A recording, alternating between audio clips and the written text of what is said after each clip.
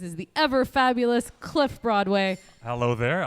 Hey, wow, that just happened. That just happened. This is the opening of our Tuesday show. Welcome to Torn Tuesday, theonering.net. Brought to you by Sideshow. Our show brought to you by Sideshow Collectibles and broadcasting live from the heart of Hollywood, right here, Scum and Villainy Cantina. It really is the heart of Hollywood, though, or at least It the is. heart of all nerds and geeks everywhere. Hi there. Good to see you, Chelsea. You as well, Cliff. Good to have you co-hosting with me. Yes, Fantastic. I feel like I haven't been here in a while. I don't know if that's true or not. I'm a little tired. It's okay. Yeah. There are things have I been happening. did miss last week. That's right. I was seeing Toy Story. That's what happened. I saw Toy Story 4 yesterday. Oh, did you love it? I loved the fact that there was such an existential bent to the whole movie. Yes. A weird, unexpected bit of existentialism in Toy Story 4, and yet it was very successful. I thought it was really cool. And hi, welcome back. Hey. Hi. What's that? We hear a voice in the distance. That's Forky is here. I heard trash. You're I am trash. Trash is a mood. If you haven't You're seen trash. Toy Story 4, trash is totally a mood, and you should go see it so that you can understand. Yeah, understand why Forky is such an important new character Yes. in the Pixar pantheon. You know what I also really loved about Toy Story 4 is that this wasn't just a goodbye for our friends because it's the last Toy Story, so they say, but Pixar made a very important announcement that they were not going to focus on any more sequels for the foreseeable future and only new projects. So we're going to get new stories, and that's very Excellent. exciting. That's really where it should be. I know a lot of people will appreciate that.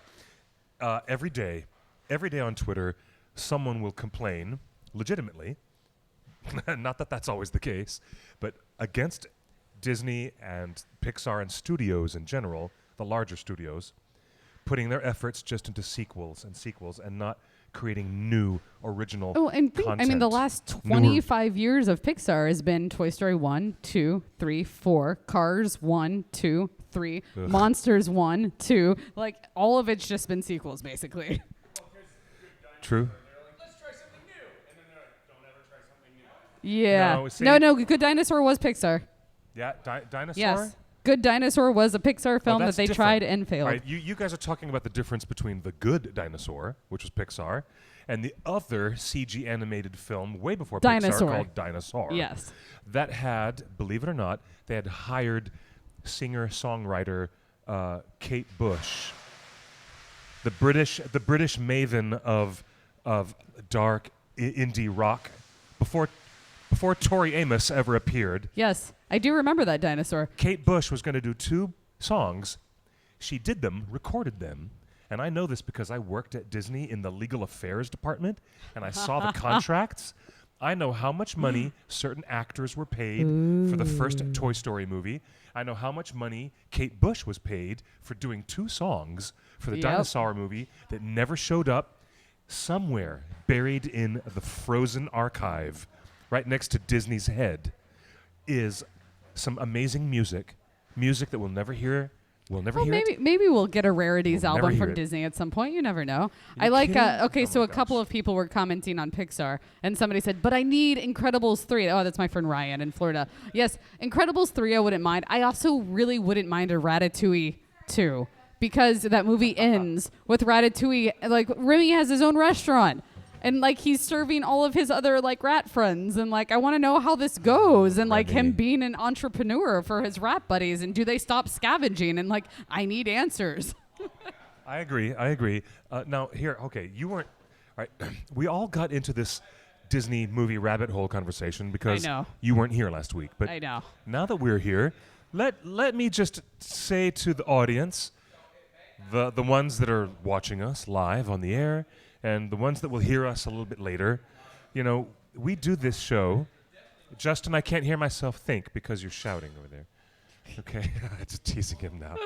Okay, I want to say that seriously. This is theonering.net. It is the home away from home, for all Lord of the Rings and Tolkien fans.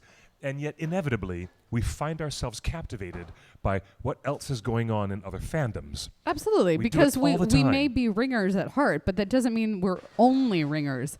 I love a vast many things, as I Yes. know you do as well. I do as well. Now, here we have the success of Amazon creating Good Omens. Good Omens being a limited series, not a full series, but a limited series based as a wonderful adaptation of the book by Terry Pratchett and Neil Gaiman of Sandman comic book fame and Stardust and a million other things that Neil Gaiman has done. And we love him very much. And we miss Terry Pratchett as well. Now, these folks had this fantasy series made under the auspices of people who are no longer there.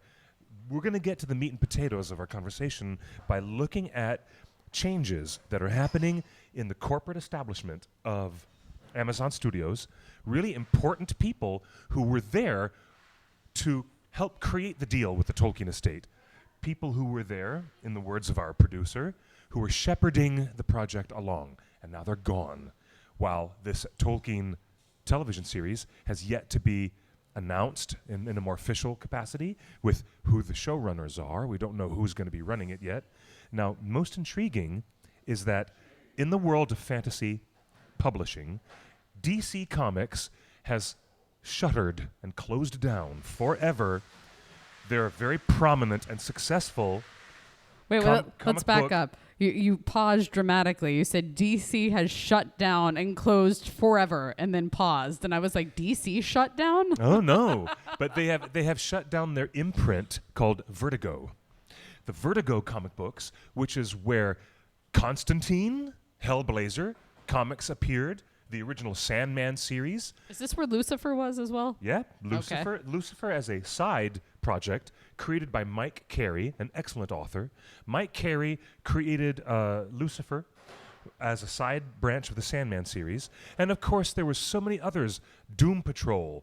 There were wonderful books by Peter Milligan, like Enigma, the groundbreaking LGBT comic book. And we're still celebrating Pride Month right now. So Vertigo was a place where DC Comics was going to support creative voices and writers such as Neil Gaiman and Preacher. Preacher, hey, hello, that all came from Vertigo as well. And now they're saying that these creative people working for DC Vertigo books are going to be pushed under the general corporate umbrella of DC Comics without the same stewardship, without the same guardianship over their work as was before, as was the case. Okay?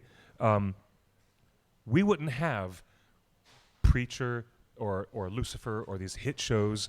We wouldn't have the amazing, the movies Red with Malkovich and Helen Mirren and Bruce Willis? Those were Vertigo comic books, believe it or not.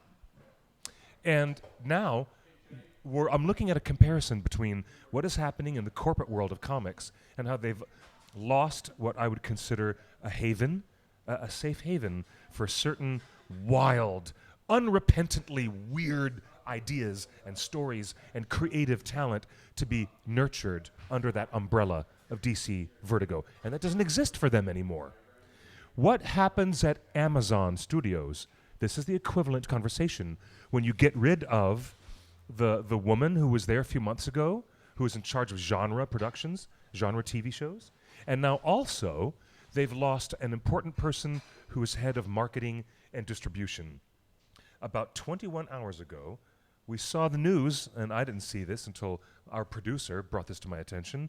Veteran indie distribution executive Bob Burney is also leaving Amazon Studios. Just last week, it was just announced at the end of his 4-year contract. All right, this guy, Bob Burney, was responsible for releasing the most recent film, Late Night, which stars Emma Thompson and Mindy Kaling, and he was also working at Picture House for Pan's Labyrinth. So he's worked with Guillermo del Toro, and he was working at Amazon to help foster the arrangement with the Tolkien estate. He's gone. The other woman, whose name I immediately forget, she's gone. What is happening over there? I'm going to look up her name and make sure I've got my details. It definitely seems like there's a changing of the guard over there. But this is not good to have those people who brought in the deal with the Tolkien estate, and now they're gone. I mean, They're gone. it could be bad, but let's see who gets brought in to replace them. I was like, because we might get somebody that's even better than the original team. Oh. Yes. Oh boy. D&D. That's who's gonna come in. The team behind Game of Thrones is gonna come in, and no, that's not actually gonna happen. Thank you, Peanut Gallery. They Okay. they do already have the third dragon, they do Ryan. have Brian Cogman, that's true. Now take a look here at the news. The news on Deadline.com is that the team who was working with Bob Burney doing marketing and distribution, those are the people who are going to be responsible for marketing the upcoming Arda Tolkien series to us. They're the people who created that online interactive map. It's very true, which all of a sudden just kind of went quiet for a long time, and maybe that's why now. Yep, it has been very quiet. The team that is left behind involves Matt Newman, Julie Rappaport, and Ted Hope. Those are the three names. If we see those three names also abandoning Amazon Studios, then that will be another red flag for us. Well, Margaret just made a great comment and said the change in leadership at Amazon is scarily similar to what happened at the beginning of the Hobbit movies. Remember yes, that? Yes, it is. That is really troublesome. This is all very, and very we all troublesome. know what happened with the Hobbit movies. Okay. So also, I don't hate the Hobbit movies. I just don't think they needed to be broken up into 3 movies. I agree. Do you know, I have a friend who is a very, very good neighbor, a good friend of mine. And last night, while we were talking about the new Lord of the Rings board game, he said I should maybe watch these movies or read these stories before I played the board game. And I said, what? I actually turned like that and I went, what? Did you immediately begin reading the stories to him at that point? No, we immediately had a conversation about where would you like to start. Would you like to start with the Hobbit trilogy, which happens 60 years before the Lord of the Rings, or would you like where the did Lord of the you Rings? start? I started with reading The Hobbit. At age 10. Okay. I started with reading Fellowship of the Ring. At the same time, I was reading The Hobbit because The Hobbit animated telefilm made by the Rankin and Bass animation folks, and of course produced in Japan, believe it or not, by Topcraft animators, who went on to work for Silverhawks and Thundercats and eventually Miyazaki. Thank you very much. All things that Cliff is extremely passionate about. It's immediately apparent that the animation broadcast in the 70s for The Hobbit drew me to the book. I wouldn't have picked up the book if it had not been for the animated film, The Hobbit. Well, that's very interesting. That's really where it happened. Now, it's also to say that Peter Jackson, if it had not been for him watching Ralph Bakshi's film of The Lord of the Rings, though incomplete, Peter said he would not have bothered picking up and reading The Lord of the Rings, except his interest in that. So I don't know where we were, but I told my friend, where do you want to start? The Lord of the Rings? Or would you like to start with the Hobbit films? That way you can get a lighter touch and have another entryway into Middle-earth. Which is the same way with the books. Like when people ask me what should they go for, it's more of like, what type of reader are you in general? You know, like what kind of stories do you prefer? And if it's more of that lighthearted nature, it's like start with The Hobbit as a fun adventure, you know? And I was like, and if you are like a Game of Thrones fan, I'm going to say start with Fellowship. We always have the option of people coming to the 6 movies of Middle-earth, and now we always have the option of, getting them started at either point A, original Lord of the Rings trilogy, or get them started at point B, so they can see what Saruman was like as a good guy before he becomes horribly evil. I think that's the linchpin for me. Anyways. Justin wants to know if he's sexy before he becomes horrible. You need to stop it, Justin. Just stop. I mean, if he looks anything like Tom Hiddleston as Loki, then yes. All right, now, I don't... We keep throwing that theory out there. There's a... I would totally take a hot Sauron. You guys are absolutely horrible. There will be an attractive young actor of some kind playing Anatar. That is going to happen. Or it's going to happen. Or it's not a model-esque attractive actor, and it's a cute actor like Eddie Redmayne. Sure, that works. Like the squirrely, nerdy, yeah. But I'm going to quote Karen Berger. Karen Berger used to be the editor-in-chief at Vertigo Comics. She fostered an early relationship with Grant Morrison and got him in to create The Invisibles. She created an early relationship with my friend Jill Thompson and her husband Brian Azzarello, and got them involved to come in and work on Black Orchid, and got Brian Azzarello to create 100 Bullets, the ultimate crime drama that DC Vertigo has published, winner of multiple Eisner Awards. These creatives were nurtured carefully by Karen Berger and a team of editors who were not beholden to the same corporate behaviors and the same corporate think that other writers and artists at DC Comics. They were over there at Vertigo. They were being protected. They were given a chance to flourish in a different realm, in a different way, which resulted in some of the best comic books we've had from the 90s. And now I'm wondering, by obvious connection, I'm wondering what kind of a nurturing, creative zone is Amazon cultivating for its team over there. And I will quote Karen Berger, because she said corporate think very rarely meshes with creative efforts. Very rarely. Where are we? I'm not the type to jump the gun and make irrational decisions about what this could mean. I am more of the hopeful person, like, because if we don't have hope, we don't have anything. But also, let's keep in mind that when these people that just left started their jobs at Amazon, the climate at Amazon was an entirely different game than it is now. I was like, where Netflix and Hulu and Amazon and all of these high video on demand, like streaming services, they're considered high budget video on demand. That's why I say that. Streaming services. Basically, at this point in time, it's sort of like, remember in the 90s when you would get a computer and a year later they were outdated? And now it's you get a cell phone and 3 months later it's outdated. It's the same way with the streaming services and the shows and the programming. Because at first it was, let's toy with this idea of having original content.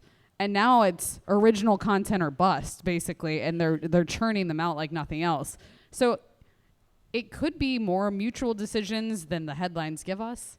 It could be like that they have better ideas of people coming into play that'll be better suited for the high caliber and quantity of shows that are being produced. Like, okay, fair enough. It could still be fair a positive thing. We don't know. I was like, just because this was the team that brought it in and it seems like they're all being chopped off, there might have also been a lot of internal conflicts that they just didn't work with the show, and maybe Amazon had a greater foresight of like, this isn't the vision we have for these shows and this isn't working. Who knows? I still have hope. I was like, this doesn't mean anything yet. Let's see who comes in and replaces them. Let's see what they do with Carnival Row and some of their upcoming shows that are about to come before we get a lick of Lord of the Rings footage, because we've got so much time before they even start shooting and we see anything. Well, according to the information we have from our producer, they need to start shooting in a few months. Yes, this we know. And they have nothing to shoot. We know this as well. Mm-hmm. We talked about this last week when you weren't here, my dear. That production studio in Leith, Scotland, we've discovered by, simple deduction, they're keeping a contract clause at the forefront of their efforts. And they're keeping that as the main reason why they're even going into that Scotland production facility, and they're going to open it up and start filming in name only. Even though they've got nothing to film, they're going to just say, we're filming some pre-visualization. We're practicing some stuff. They're going to do that just so they don't lose their contract. Exactly, so they can keep the contract clause sound and fulfilled. I mean, fulfilled. It's smart so they can keep going on this epic project that obviously they want to do and we want them to do, because I need more Tolkien in my life. I agree. How about you? Sarah Draper in the live chat on Facebook. Welcome to the show, everybody, by the way, and thank you for joining us. Keep bringing in your comments and your questions live on YouTube, Periscope, or on Facebook. Sarah Draper says, I haven't been following the Amazon Lord of the Rings series as much as I'm working on my own Middle-earth screenplays and my own Fantasy World screenplay, as well as a TV series. Sarah, that sounds really intriguing. You should send your curriculum vitae right now to Amazon Studios. Right. Yeah, they're hiring people, so go right ahead. Justin says they'll hire anybody. So Justin, is this like Netflix a few years ago, where they just greenlight everything? Just okay. Maybe they're saving money that way, but they're hiring people who have not produced any scripts so far. The audience did not hear you say that, Justin. But I'm telling you, no. But they're actually in a position where they have to spend money in Scotland to start filming blankety blank, just to say that they have something in front of the camera. And then beyond that, where they're going to start spending their money mostly is a mystery to me, because less than 2 months from now, we will be at Comic-Con. Yeah. And I'm less than 1 month from now, we'll be at Comic-Con. Oh, forgive me. My math is terrible. 1 month away now. It's insane how quickly that's coming up. This guy, Mr. Bernie, Bob Bernie, who just left, he was the guy who was signing off and making decisions on what kind of marketing and what kind of pop-ups and things they're going to do. Which, to be activations. fair, he would have already signed off on it before leaving within the last week. So those things will still most likely be in play. I hope so. I'm Which I actually already got the invite for what Amazon is bringing to Comic-Con. Really? Oh, Yes. Good. There's no Lord of the Rings news. There's no Lord of the Rings news at Comic-Con? We Nope. talked about that last week because we were hoping that Amazon would fulfill this dry patch of non-information. Wait, would you like to know what they are bringing to Comic-Con? I have that in my phone. So you know for sure they're not doing any Lord of the Rings announcements. Well, guys, scrap last week's broadcast. Never mind. Just scratch it. We speculated to the high heavens that this Comic-Con would be the most likely place where they really reveal what they're doing. And now our resident finger on the pulse, Chelsea Schwartz, who knows everything happening in geekdom at all times, evidently. Not everything. Almost everything. Well, this is going to be quite something. To go through a huge marketing moment with them not giving us any information or any... what are you doing, Amazon? What are you doing to us? They're not going to give us any information. Hello, Cal Hunter. Welcome to the chat. And I'm looking at some of our friends. All right, here we go. And the answer is to Cal, is there a script written? No, there is no script written. There is nothing. Are there any actors cast? No. There's no information about any of the actors. Nope. And we don't even have information about the directors or the showrunners. We don't even know that yet. Well, we don't know much of anything. But what is Amazon prepared to reveal at Comic-Con? I would like to first say that Amazon is making a big press release tomorrow with full details for their Comic-Con. Okay. But what they've given us as a little tidbit so far is that they will be showcasing Carnival Row, which is Orlando Bloom's series. Yeah. The Boys, which I don't know anything about The Boys, and The Expanse. And The Expanse. Fans of The Expanse will be very, very happy that it will be back.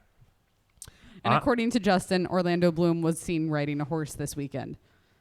This has been your gossip spotting portion of the podcast. Hi, Ellen. I see Ellen, my dear Ellen Monocrusos. Hello, Ellen. Nice to see you in the chat as well. There's Aravandi, and there's Margaret. No, I'd like to say... So many good friends joining Diane, us you said, live. darn it, you were hoping for some Lord of the Rings news at San Diego Comic-Con. Now, this doesn't mean that they won't make an announcement at some panel or about something somewhere to come. It's just there won't be a big presence so far. But maybe they have a surprise announcement nobody knows yet. But as of right now, that's not a plan anyone's aware of. But, plans change. And who knows, maybe the day of Comic-Con we get a giant press release. It's like announcing the cast for the Lord of the Rings series. Wouldn't that be something? What would be your dream announcement? The dream announcement to have happen at Comic-Con? What would be my dream announcement?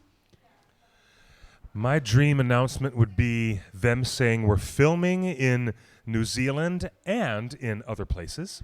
And we are bringing in this person, so-and-so, his name is Howard Shore. He's doing the music. And we're bringing in this person. Their names are Weta Workshop. We're bringing them in. And guess what else? And we're bringing Cliff and Chelsea in to consult on the project. Yes. Yes. I mean, if we're That's going what to I want. dream here. That's what I want. I want that announcement to be a little bit more specific so that we can start investigating did the this name just of the happen? showrunner. Avengers just broke Avatar at the box office? Somebody just posted, hey, Cliff and Chelsea, I just posted an update to the page. Avengers has broken Avatar at the box office. All right, Nigel. Thank you for that update, Nigel. All right. Congratulations, Avengers Endgame and Marvel Studios. That is a feat. Bye-bye, James Cameron. You can stop filming your sequels now because we really don't care. I was going to say until the next Avatar comes out next year. The next 3 or 4 Avatar films? Yeah. They're going to be every December starting next year in 2020. I want James Cameron to stop wasting time and money because we don't care. Right? I don't care. It still shocks me to this day that it held that #1 box office position this long because I don't feel like I know anybody that loves Avatar or has seen it more than once. Yeah, I mean, really. Or at least if they saw it more than once, they saw it at home. They didn't go and see it in the theater to where it would be a box office number. I'm so confused by Avatar. Well, the existence of those movies just means that the people down there working for Weta are going to be busy working on James Cameron's film. It might be even weirder for them to get a whole Lord of the Rings TV series as well as having to do more work for our Hannah, though. Yes, our good girlfriend Hannah, who's down there. Okay, so Hunter said that I read that they are only casting British actors with Euro passports. Which agencies are handling the casting? Well, we don't actually know what agencies are handling the casting yet. I don't even think they've gotten to the point that they know quite what they want to cast yet, honestly. But that's interesting. Well, I'd be curious to know where you heard that tidbit. Yeah, you know what? Hunter, Tremaine, appreciate hearing that weird rumor, but we've never heard that. In fact, Hunter, the opposite is what I've been hearing. Because of the impending Brexit, a lot of casting agents, managers, and other people in show business have been warned not to hire British actors because of the Brexit issues with their passport. And that's going to screw up the actor's ability to travel and be part of a production. So what I've been hearing is that they're going to stay rather far away from Euro casting and from British casting. That's what I've been hearing. So, okay, so intriguing. You've been hearing the opposite. Yes. Interesting. Yes, I've been hearing the opposite. Yes. All the little tidbits and buzz. But, you know, what... I actually, because it's been 2 weeks since I've really dove into any of this. Is there any news from the OneRing.net for our contributions at Comic-Con? No, there are plans being made in secret. So we're still behind the scenes figuring things out. We're still making plans in secret. This is true. But we are still making plans, and we still do want to meet all of you. I'm excited about doing an event in September closer to Bilbo and Frodo's birthday. Always. The summertime events at Comic-Con are wild and hard to get into because you've got so many things going on, too many options at once. Yes. And for some people, they don't even want to get down there. It's a lot of overwhelm at Comic-Con. It's a lot. Can't even find a place to stay. Trash. Trash. It's a mood. Oh, I'm so happy. It's a Comic-Con mood. It is trash. Another Forky Toy Story reference. Trash. It'll keep happening. I apologize. This, Brennan Marr says this may be unpopular, but I want the series to be a completely new take on Tolkien's universe. Hey, you know what? Intriguing, my friend. That's a very intriguing idea. But if that were the case, Brennan, then we wouldn't have seen Amazon Studios spend so much money on licensing all the unused footage and the costumes and weapons and architecture of Middle-earth. They've already licensed it. They've licensed it, but it doesn't mean that they have to use it in the same way. True. That's very true. I like Ellen said a meetup at San Diego Comic-Con would be great. The luau was fantastic. Yes, that luau a few years ago was fantastic. Yes, it was. It was. Hi, Jamie. I see Jamie in the chat. Good to see you. And there's Princess Toy Nerd. I have Avatar on DVD, but I haven't watched it in years. Do you know what? Yeah, and you didn't bother to upgrade that DVD to a Blu-ray, did you? Yeah, so that answers that. That answers Margaret that. has a question. Is anyone from the OneRing.net attending the Tolkien Society's 50th anniversary conference? If they fly me out there to England, Right? I will attend. I volunteer if they would like to pay for the lodging and the travel and the Well, I have been. In the past, I have been invited as a special guest Nice. to speak at the symposium with the Tolkien Society. Would that be in Oxford? It would be. Yes. It is definitely I have friends in Oxford. Oxford. Oh, it's a Yes. wonderful, wonderful, wonderful place. Yes, I've loved all of my visits. Man, I'm telling you, I can see where Mr. Pullman got a lot of inspiration for, writing his dark materials. When you're there in Oxford, you can get a sense of where did Mr. C.S. Lewis get some of his Oh, yes, inspiration for absolutely. Narnia. It's all around you, and not to mention Professor Tolkien himself. Mm-hmm. I'm so fond of Oxford. I have such good memories. The people are so extraordinarily beautiful, and there's nothing better than being in the Eagle and Child and sitting right there across from the fireplace where all the Inklings would sit. There's nothing better. I'm that kind of a nerd boy who's very easily satisfied by mundane things like that nobody else would even register. That's just I'm totally the same way. I That's like me. to go to those locations that somebody used to sit in 100 years ago, and I feel like I can still feel their energy and creativity soaring through the walls of the place. Just me. okay. There you go, Kristen. Okay, I got you, Kristen. Yeah, as soon as you get a Blu-ray player, you will do that. I'm sure. But here's the thing. They're ready to change the landscape of entertainment over the next 10 years. There was a big story in the New York Times today about what other filmmakers and producers are experiencing right now and what trends they think are going to change show business in the next decade. I think one of the most prominent things is going to change is I think we'll see in 10 years the complete folding of broadcast television. Completely. Yeah. I expect in a decade. I mean, it's there already will- been slowly crumbling to the point that broadcast is having to figure out things. And look at like CBS trying hard with their own streaming service and not putting any of their content onto Hulu, that you had to get CBS All Access to watch their shows. Like Yep. they're trying to figure it out because they're holding on for dear life. Yes. You can't get your new Star Trek Discovery unless you Or subscribe. watch the reboot of Murphy Brown, which I was all for.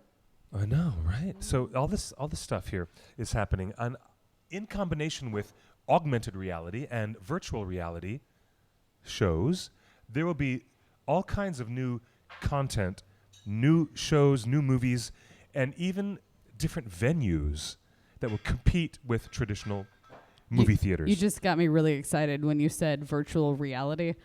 Can you imagine putting on a VR headset and being in Middle Earth? I anticipated. No, but we for can't, like- we but can't for hear like you the shouting in the series. distance, Justin. We cannot hear you Justin's shouting. saying that they've already built that, and they have built versions of it. But I'm saying, what if like the new Amazon series, you could watch it in VR to where you actually feel like you're in the show with it? I'll be quite honest with you. I did not expect that there would be a 5-season television series. I thought that the next iteration of Middle Earth would be a completely VR construct. Interesting.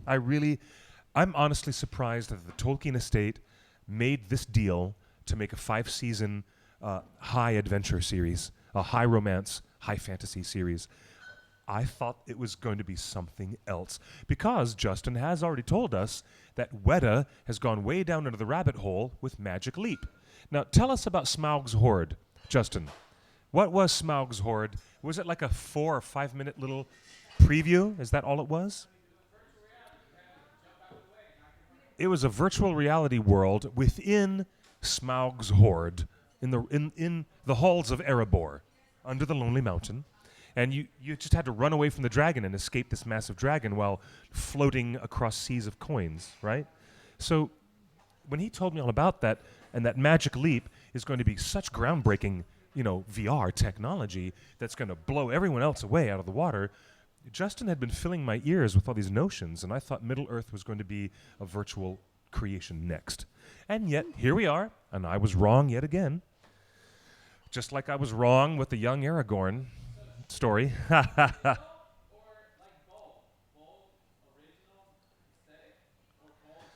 Okay, the question being asked across the room that the people cannot hear is, should the characters like Balg or giant orcs or other boss monsters, should they be practical latex makeup effects, or should they be CG like they were created in the Hobbit trilogy? And you know the answer to that is clear. Please. What is your... Make them practical effects. Yeah. Go the Jim Henson route.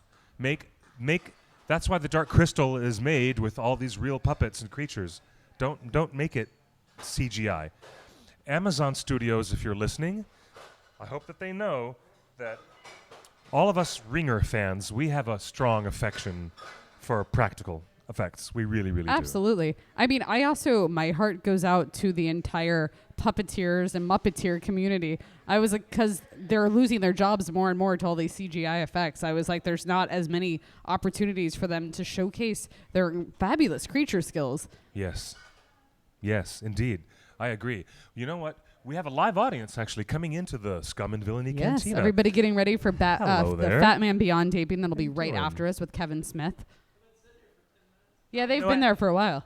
I had no idea. And, they're going to have Mr. Kevin Smith. He'll be here, and everyone's going to have a great show after we're done with our broadcast. But in the meantime, I'm going to ask some of the live audience members who are here, are you guys aware that they're filming stuff in Scotland in the next month, even though they don't have a script, they don't have any actors cast, they don't have a showrunner, and they're going to actually start filming Lord of the Rings content in Scotland in like a month or two, probably by the end of August. Yep. Isn't that weird? Okay. What do you say to people who are grumpy and cynical and say, I can't wait for this project to fall apart? Well, you are being unnecessarily grumpy and cynical. That's the first thing I'll say. You don't cater to trolls. That's the first thing I'll say. Well, that might not be trolling. That just might be... If you get in that conversation, it'll go down that path. Well, there is a lot of risk involved. If they create material that the Tolkien estate does not like, the family can veto it. Yes. If they don't start production at X a certain time, they're going to lose this expensive license. And Middle-earth is the most expensive license that has ever been paid for in the history of television. And I've got a funny feeling to anyone who says, are you just waiting to see this all fall apart? No, I think there's too much money that's been spent already, and they're going to handle it very carefully. Very carefully. They're not going to mess it up by doing something, so stupid that it invites disaster and calumny on top of their heads. Great word, by the way. But Yes. they're not going to behave that way. It's a $500 million license. I don't think it's going to fall apart, but I do think it's going to be difficult for them to keep secrets much longer. Oh, How absolutely. much longer I mean, the can they do second they this? start having any concrete information, it's going to go everywhere. Somebody just suggested, and I wanted to address it in the chat, that Pipsky, I believe it was, that during Comic-Con we should host a meetup at Scum and Villainy. And I just want to say that Comic-Con is in San Diego and Scum and Villainy is in Los Angeles, and it would be a little hard to do during Comic-Con. Yes. But maybe if anybody is traveling to San Diego and visiting LA afterwards, we will have a torn that following Tuesday, and we'd love for everybody to come here and join us on that's July 23rd. You mean the Yeah. post-Comic-Con party? Yeah. Yes, we're announcing it now. There will be a post-Comic-Con party for all the Lord of the Rings fans right here on the Tuesday after.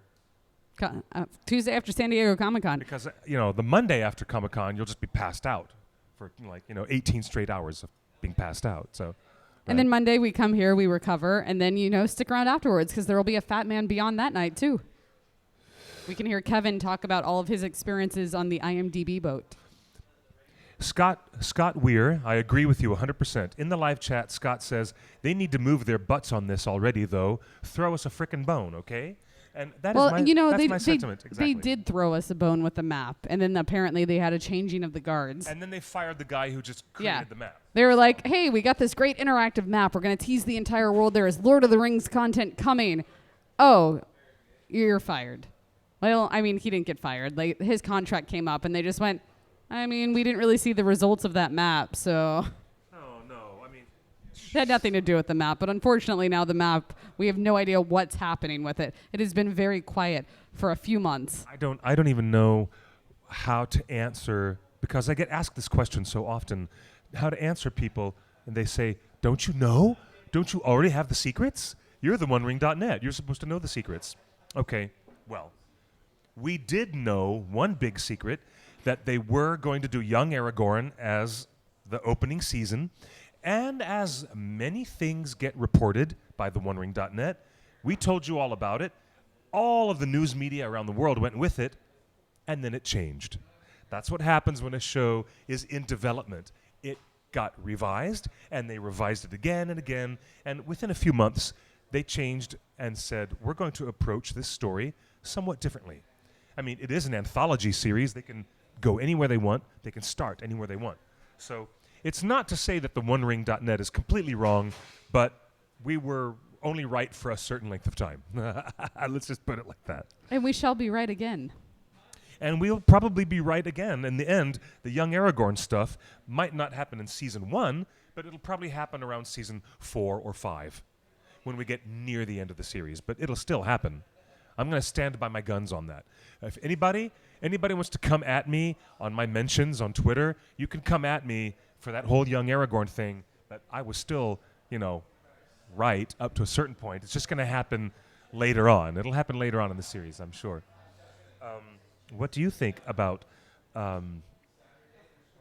Amazon trying to play this weird game of don't tell them anything? I don't think it's a weird game. I just don't think they have any answers yet. I think, I honestly think they don't have any answers yet. Part of me thinks that they've gone quite far along. I suspect they've gone farther along. They might have made some hiring decisions we are unaware of at this point, but how they want to address it and what it means for the show and where the show is going to go might still be so far from really known that it's not worth announcing at this time. And not to mention that Amazon is picking up the way that Netflix is, and there is a lot of content coming down the chain. It might be low priority right now. True. With the success of Neil Gaiman's Good Omens, right now that's on Amazon, I would really like to see some of the people involved in that show graduate over and start working in Arda in the Middle-earth series. I would love that. That would be great. I'd be very, very pleased to see that. Hi, don't be shy. Come on in.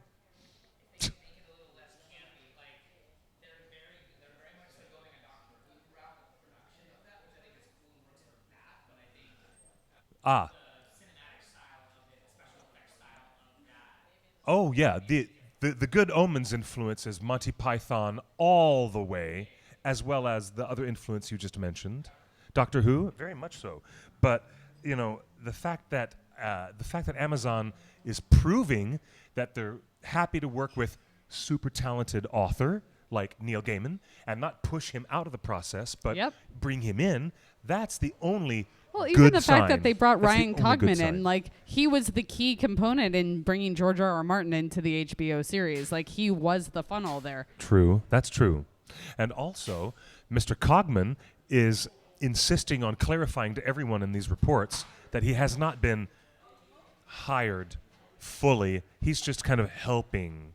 He's unofficially there at Amazon, guiding the project, but he hasn't taken on a more prominent title yet. So we've haven't heard about yet. Doesn't mean it's not there. We'll see. I'm still at a point where my anxiety is only increasing. For the longer that Amazon stays silent. I think the second that they teased Numenor, you just got extremely excited to need to know every answer that was possibly coming because it's Numenor. It is. There's so much to talk about with what a story involving Numenor might be like, but just because they put it on the map doesn't mean that they're going to even start. It's true. I still like our theory that there was 5 maps and there's 5 seasons, and that there's a map for each season. I like that theory a lot too. I very, very much do. Yep. And it makes me think that there's maybe some unsolved mystery going on here, because 5 maps, 4 of them are labeled very heavily. 1 of them is still blank. So and there's there's create nothing your own more, series? Yeah, there's nothing more enticing for any nerd. Isn't that right, my nerds? Someone says, here's a beautiful book. You open it up, and the first thing that you ask is, where's the map, right? Isn't that where we're at these days? So Amazon gives us 5 maps of Middle-earth. 1 of them is blank with nothing on it. Perhaps that's indicative of the big surprise that their 5th and final season is yet to be revealed. They didn't even announce that they hired a prominent Tolkien scholar, Tom Shippey, and they did not bring in Oscar winner Tolkien illustrator John Howe, who worked with Peter Jackson's films. Amazon brought that guy in to work on those maps, that is true, but they didn't mention it to any of us. They didn't even use their marketing on Twitter to tell us that they were doing this. All of this gives me pause. And I agree, for once, I agree with my producer in the background. He's over here saying, this gives me pause. And you know what? If you were 4 of them and they were furry, I might even invite you to the kitty cat garden party that we're having this afternoon, but we're not. I don't know why you laughed at that. That wasn't even funny, dude. That's hilarious. Okay. Because it came out of nowhere? Came out of nowhere. But now I want a kitty cat garden party. I have kitty cat garden parties all the time. They're Why am I fantastic. not invited to You wanna these come to parties? one? I want to come to the kitty Okay, cat you're garden invited. party. You're invited. Woohoo! We've got pumpkin. More Riley. importantly, We've is got- there afternoon tea? There's afternoon tea. Great. And there's I'm in. also, better than that, it's having afternoon tea with Pumpkin, Riley, and Lola. The 3 cats in our 3 building. cats. Yeah. They have the party. They do the whole party. It's crazy.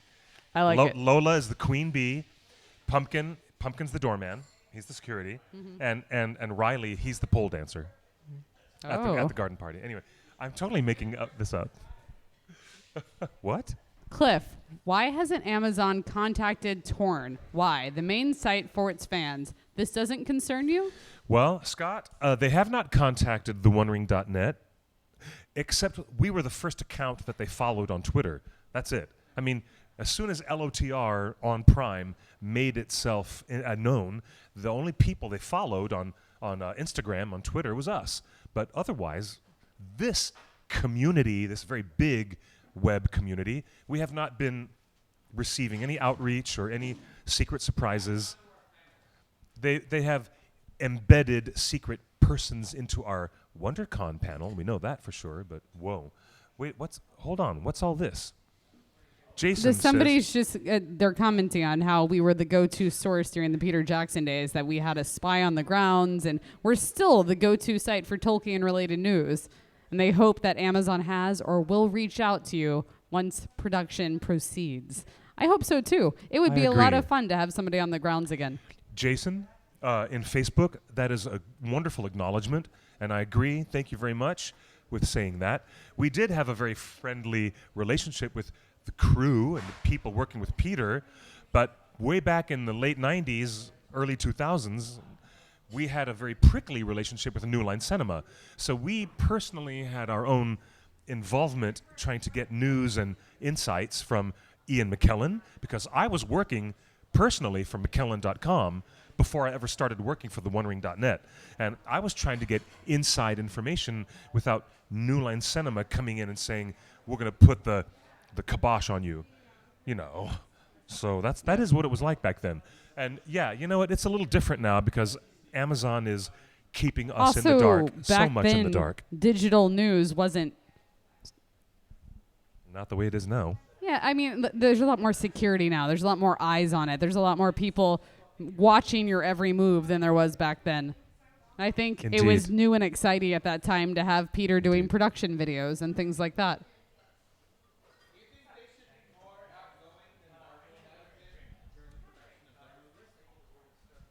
The question is, do you think that Amazon Studios should be more outgoing than Marvel Studios during the production? I would like them to be. I think Marvel's level of security is a little intense. I get why they do it, and they did it really well in building up to Endgame and Infinity War. I was like, that was incredible, but I don't think we don't know where Marvel's going because there's so many stories that they could pull from and they can make their own. We know these stories for Lord of the Rings really well. But no matter what they pull from, we know the outlines of the stories and things like that. Like, and if they go too far away and make their own story, I think there's a lot of people in this community that would be frustrated that they're steering away from the books. I think it would be enticing to our community for them to provide more intel and insight than Marvel does during production. Indeed, I agree. I was not going to think of Marvel as like the shining pinnacle of sharing everything in an open kind of. Well, then I don't understand the comparison, good sir. No. We already are looking at a studio that's being incredibly tight-lipped, holding their cards so close to their vest, we don't even know how many cards are in their hand, much less what they are. So I would like for them to be so forthcoming that they just spill all of their guts on the table, and we can have a little fun forensic day with it all. I'd love that. But charts and graphs no. and the whole Scotland I Yard. want to see everything. I want to see everything. But I mean, we already have a map. What we want to start with is pretty basic. We want to investigate the experience of the showrunners and the directors that they're bringing into the show. That's really all we want to do. You know what I'm saying? From there, we can go way down the rabbit hole with speculations of fan casting, who we'd like to see in it. More important than recreating the look of Middle-earth, I think it is definitely on Amazon Studios to hire Howard Shore, or at least partially bring in Howard Shore to write themes. Maybe he could do a couple of main themes for the series, and then they hire somebody else to do the rest of the incidental stuff, whatever. But they really need to bring Mr. Howard Shore and have his identifiable music be part of the series. Their biggest mistake is not going to be, we're filming in Iceland instead of New Zealand. We'll get over that. But I don't think the fans will get over the complete exclusion of Howard Shore or his music. I don't think the fans would be happy with that at all. That's just one man's opinion, though. What do you think, Miss Chelsea? What do you think? I love Howard Shore. But there's you're plenty gonna wait for that shoe. There's plenty of other composers I like too. Waiting for that shoe to drop. Okay. All right. You're fine with changing it up then? I'm fine with changing it up. I'm completely okay with changing it up. Okay. I was like, I'm okay with it staying the same too, but I do think we're going into untold stories in terms of the visual medium, in which case, it's all right to play with it a little bit. But I mean, don't get me wrong. I love Howard Shore. Concerning Hobbits is my jam. Jason Bondel continues to say, back then, social media was in its infancy, talking about when the Lord of the Rings trilogy was in its earliest stages of production. Now, all production companies have their own websites.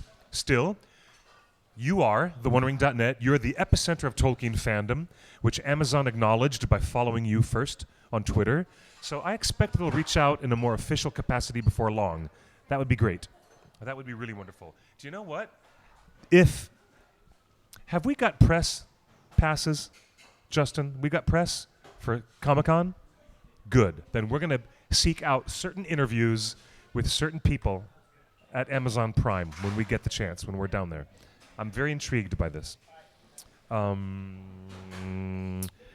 I have to start writing my questions. I have less than a month to figure out what I'm going to ask Amazon. And what do you want to ask them first when you get there? Oh my God.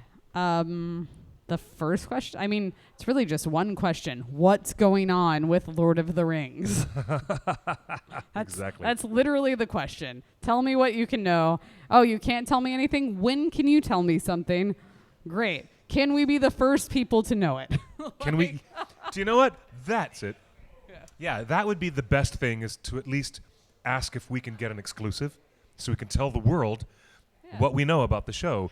Or even just be like, come on our show and make the announcement from the show. What other property has a relationship with other fans that we would like to have? This is a question from Justin. The King Killer Chronicles. They've got a great fan base. They're Winona Earp. The Wheel of Time. They're bringing that also to Amazon Studios. Winona Earp, what Sci-Fi and the Winona Earp crew is doing Sci-Fi in general with their shows, but especially the entire production for Winona Earp are all on social media all the time. They're in there with everybody, and they're friendly and they're witty, and it's awesome. Emily Andras, the showrunner for that show, is incredible. The whole cast is involved. That's a great relationship. Now that sounds really good. That sounds very, very, very good. I didn't see what Good Omens did. Yep. Now, there's only a few minutes left here in our broadcast. Very true.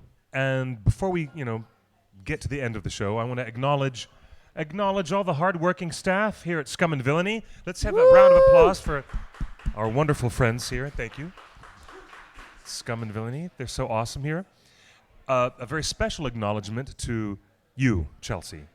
Aww. To you, Miss Chelsea, for having your finger on the pulse of all of geekdom, knowing all these things that, I thought that I knew, but I don't know. I don't know half. It's only because I know. own a magazine and I get press releases. That's all. You get all the scoops. She surprises me. Did you hear so-and-so just happened? Oh, shit, I didn't know that. But, Chelsea, you bring in me all the updates, all the best stuff. And thank you. I wouldn't be half the geek that I am without you being here with us. And on top of that, special thank you to Justin for being that peanut gallery that we know and love in the distance. Absolutely. And we need to give a special thanks to you for keeping the show going for the last 7 years now. There is that. Even through all of our droughts and what are we going to talk about next, and just keeping this fandom alive. Like, we are a community of ringers because of you. Thank you kindly. Thank you for everything. In the future, we're going to have some very special shows. We have dwarf actor William Kircher, who has returned to Los Angeles. He's going to be coming to join us on a future episode to talk about what it feels like to have an orc axe buried in your skull. He's always welcome. Very important topic. To come in and talk with us. We're going to talk about the labor laws in New Zealand and what's happening that might prominently influence Amazon Studios to keep their production down there in a way where they're going to, take advantage of labor laws in a certain way that may be very good for them, but maybe very bad for the crew and the workers.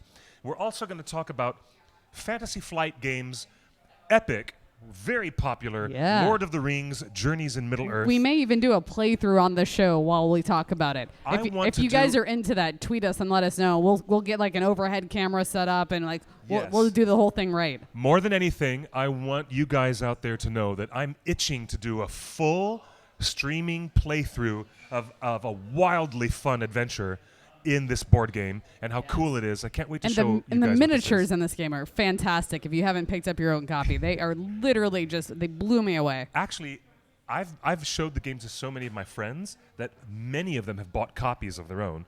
And it's just such a cool game. And even more, as we get into the month of July, we're going to give you more announcements about what's coming up with Comic-Con, any big parties or events that we're going to be especially involved anything with. that also involves any of our actors from Hobbit and Lord of the Rings and all of that stuff. If they're going to be around, we'll give you the updates about that too. Oh, yes, indeed. And what else? As usual, theonering.net is your one place to come for the worldwide community of Lord of the Rings, Hobbit, and Silmarillion fans. One question that was in the chat about 10 minutes ago, do they have the rights to the Silmarillion? And again, I give you a breathless no, they do not. They do not. No, it's not happening until maybe some point after 4 or 5 seasons of Amazon having a wildly successful series, maybe based in the Second Age. Maybe the Tolkien estate will actually say, let's write another deal. You cough up another few $100 million, and we'll start to license out elements from the Silmarillion. We'll see how things get handled. We'll see how that goes. Yeah. We'll see how that goes. In the meantime, thank you everybody so much for watching, for joining us in the chat room. Thank you to everybody that's here and paying attention and coming early before Kevin Smith. We appreciate you. If you guys want to keep up with me during the week, follow me at UncoolRockstar. That's on Twitter, Instagram, whatever. You can find me there. Where can they find you? Such an uncool rock star, Chelsea. Oh, my gosh. You guys can find me on Instagram and on Twitter at Quick Beam 2000. QUICKBEAM 2,000. I'm an old friend of Treebeard, and I've got a lot of moss growing on the north side of my trunk, and that's the only way I can tell my directions around town. Anyways, Awesome. yeah. Hey, And make sure you're following hello the there. OneRing.net, YouTube, Twitter, Instagram, Facebook, whatever. We do the show every Tuesday and live right here from Scum and Villainy Cantina.